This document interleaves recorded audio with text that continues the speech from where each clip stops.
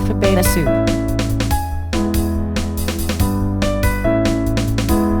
Alpha Beta Soup.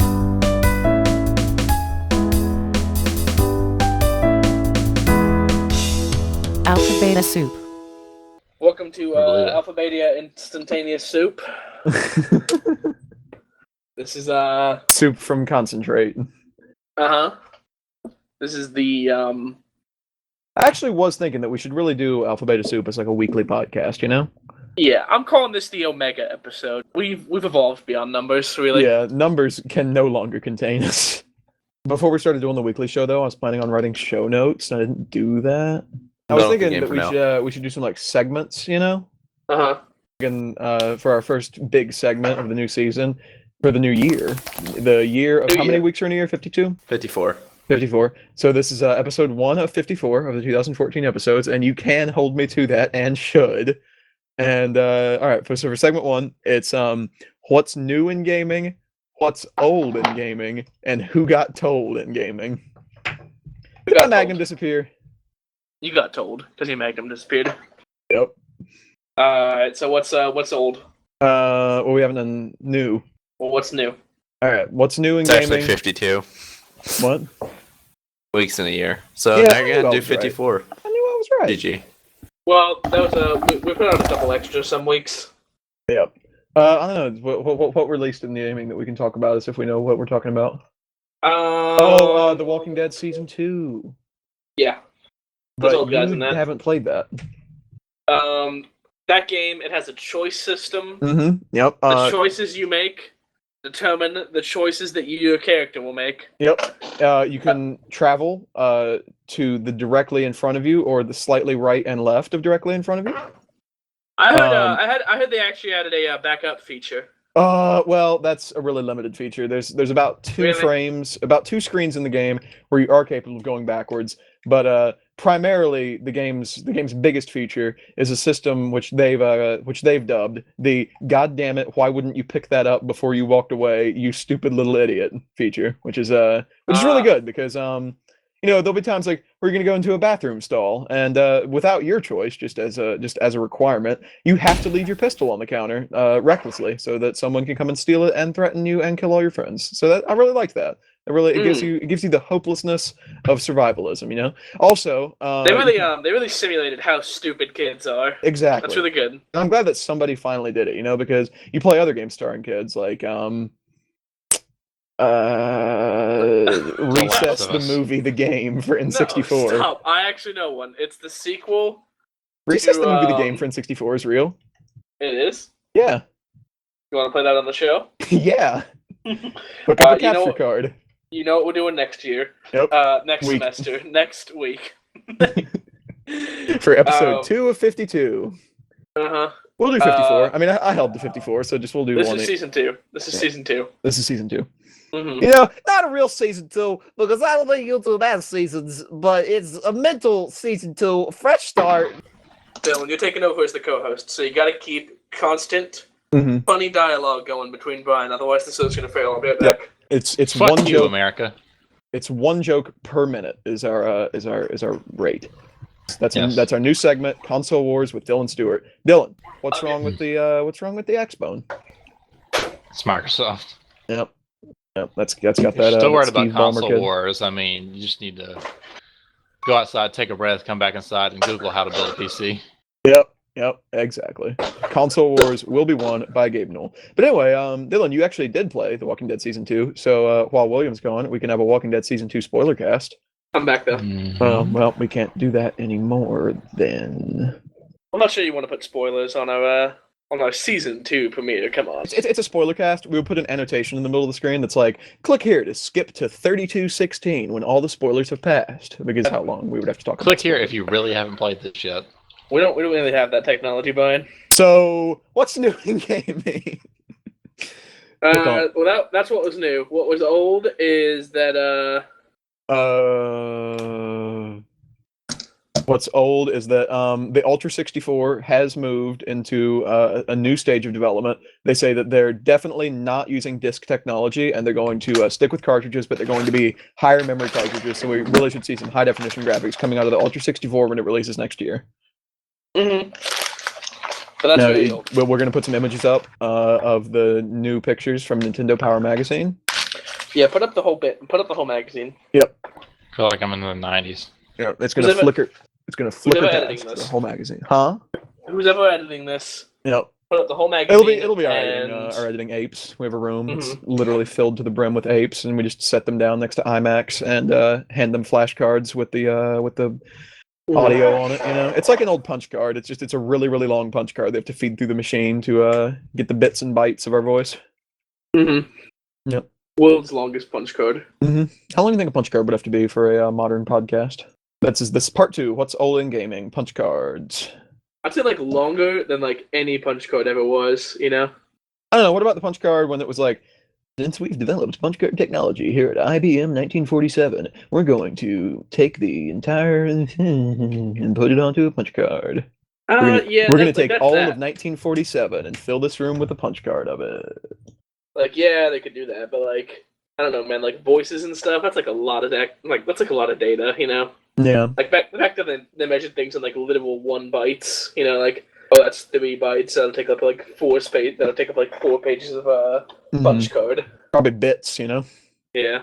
It's like ones and zeros. If whole is here, 1. If whole is there, 0. You know. Mm-hmm. I don't know though. I mean, it can do math. Like, go see how big the application for calculator is on Windows, and then we'll, because that's basically all they could do.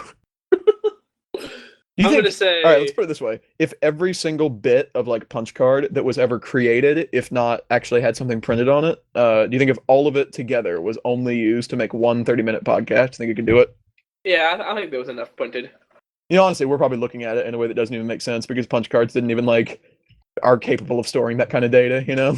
Yeah, it's probably like They probably didn't even use binary. It was just like they ran over it and like pins fell through the holes to like indicate colors. it probably They used a synthesasia technology so that when orange went through, they were like, "Oh, that's 8." I'm gonna assume that like if you like ran it through, it'd basically just be like like just like the smallest amount of sound that you could possibly have, like not even like back to back, you know. I figure also like sound has to be like codeced into something, you know, like it has to be like an MP3 codec or something. So like just to have. I assume it's being fed onto a modern computer, but like it's still like punch card, you know. Yeah. You'd probably on the world's longest punch card, you'd be able to get like, you know, that'd be about it. No. Well, I don't know. See now because you basically have to be like, all right, this is an MP3, Mr. Computer. I would like you to do this series of MIDIs. Well, see now I've complicated it by accident by saying that we assume that it was like fed into a modern computer because you can just make a program that just like reads straight binary, you know. Yeah, and they could just be like, you know, 1 is bloop, 2 is bloop. Yeah. And it basically come out like soup. Yeah, it basically come out like those old sounds from like NES games and stuff. Mm-hmm. Welcome to Alpha Beta Soup. It'd be like when they tried machine. to put voice into games, like on the main menu or something, and they really couldn't. So it's just like stand by our vibe. What is old? Did we do Who Got Told in Gaming? I don't really feel like the Magnum disappearing is enough of a Who Got Told in Gaming. Just type in gaming 2014 told. I'm gonna guess that H4N1 Is that the swine flu virus? No, Did swine flu get told in gaming? He's an esports player. He's been replaced by AUI 2000. Ooh. So he's definitely been told. What esport did he play? He played that one that has 100 guys, and you can only pick one of them, and your team can only pick like another 4 of them. Is that the one where they're like where they're on a place, where a planet rather that's rather recently created, or is that the one where Sean Connery shows up all the time, or is that the one where you have to protect an old man? You have to pick some old guys, definitely. Oh, okay. One of 2 old guys: evil old guy and good old guy. Yeah, it's basically that sketch that opened up Bug's Life with the 2 guys playing chess, and that actually really works. Because like they're playing chess, but then they're really playing chess against each other because it doesn't really matter whether you're radiant or dire, you know? Oh god. I like that. It's it's a game of skill. So Dota It 2 really is. confirmed for that opening sketch about Bug's Life. Absolutely. Mm-hmm. There's no Spoils. difference. Oh, we can do another What's Old in Gaming. Did you ever play the Bug's Life game on N64?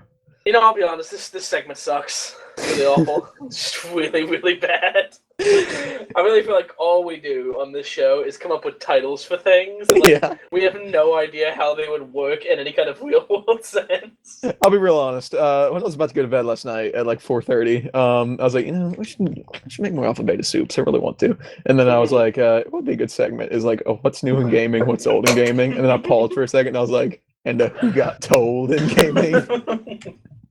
I would have never guessed how you would have come up with such an amazing segment, but no, Yeah. the cat's out of the bag. I mean, I'm sure you would have thought that I would have had like a writing staff. I did. Mm-hmm. I really did. That Jerry Seinfeld himself carved it into stone. Mm-hmm. He's doing an IMA today. Yeah, right now. Why don't we read some of that? That's our new segment. What Jerry Seinfeld said today. Just only read one question though, so we'll have enough for the whole year. This is what Jerry Seinfeld said, and I'm not reading the question. Okay. I just saw what is number one on Reddit, and this is almost as fake as the Amazon delivery system, but wow, if it was real. And then there's a And picture of a big box on the back of a big truck. There's no way it would say Amazon just once on that box. Do you think that Jerry is being ironic, or he actually doesn't believe that there's going to be an Amazon drone delivery service? I'm not really blame him if he didn't think, if he was like, yeah, nice like pipe dream. I don't know. I mean, they got one. Like they have a prototype. Well, yeah, but it's not. Like I've always thought that they're never going to deliver further than like right around their headquarters. You know. It's not a problem of getting it to work. It's a problem of like getting enough of them and making sure that they don't get stolen and broken, and making sure that it's like worth the money. Like anyone will pay for it, you know. And back to our original thing of a redneck would just throw a blanket over it, like. Yeah. Man, I sure am glad I ordered them condoms, and they came with one of them free whirly birds. And it would actually get worse because as the rednecks start doing it, somebody would be like, well, I can do that, but I can not get caught. And they put like a microwave blanket over it, you know? So it's like, well, just blacked out. I guess somebody blew another one up, you know? They just sit on their roof with a Herf gun, and when one flies over, just. Sounds like what you would do, Ryan. Yep. First gun and shit. He's done it before. Mine just did a minute All right, ago. I gotta go answer the phone. So, Dylan, you're taking over as co-host. You got to keep William, antsy. What's up, douchebag America? Dylan, what is your favorite non-toxic fume? Hmm. I need to know, Dylan. Come on. We'll lose an audience. Non-toxic fume? Yeah, non-toxic fumes. I mean, smell of soda's awesome. That's pretty good soda. I'll give you that. It's not toxic, yeah. Mm-hmm. Mm, Dylan, if you had 2 wishes, what would you wish for? let's see. That's a hard one, really. Why don't I throw that one back at you while I think of one? I want the ability of perfect flight at 60 feet a second. Not just flying, you want perfect flight. Yeah, I don't want to be like, I wish I could fly, and then it's like, I can fly, but on a plane. Briefly. Oh, yeah. Or some bullshit. Yeah, you gotta be very detailed on that. Mm-hmm. Alright, you got one more. I would get a nice wish, and I would wish for the DayZ development team to get like $1 million funding to make this game way better. They already have like $1 million. They literally made $1 million. Oh yeah, I mean, like They more, literally did. more.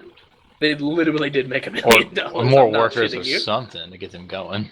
They made so much money, it's insane. You know what? I want every ability, every spell that's ever been in a D&D game, and I want the ability to cast them all with no downside. I mean, Welcome back to me. What about the Shadowrun as well? Because that means you can inflict hates on people. I can do a lot worse with like any D&D spell. Magic We're missiles out talking the ass. tabletops. I asked Dylan if he had 2 wishes, what would he wish for? And he gave a lot of money to DayZ, and he hasn't told me the other one.